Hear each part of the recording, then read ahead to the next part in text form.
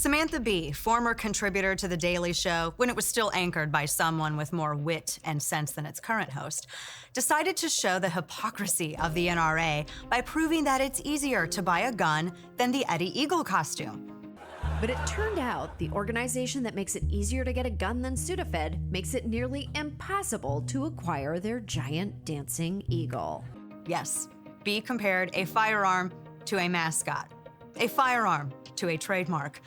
Bee assumes that gun laws are lax because she can't purchase someone else's trademark the way she can a firearm, provided that she isn't a prohibited possessor by way of a misdemeanor crime of domestic violence conviction, felony conviction, drug addiction, here illegally, discharged dishonorably from the military, is subject to a protective order, or renounced her citizenship. I mean, she's Canadian, so maybe she's also a naturalized citizen. She certainly doesn't demonstrate a citizen's understanding of our nation's laws, though.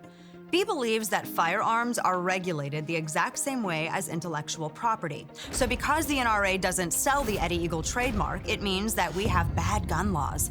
The St. Louis Cardinals also don't sell their trademark except to license it for merchandise and events, so is that another indication of lax gun laws?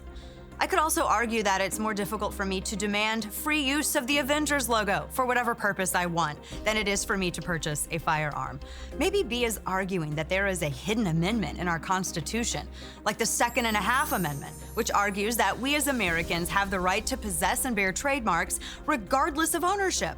The Second Amendment reiterates that firearms are a protected good, a natural right, which cannot be denied unjustly of the people. Eddie Eagle is not a good. It's private property. And it seems like Bee could use a course in Eddie Eagle gun safety after watching the mindless stupidity presented as wit in her expose.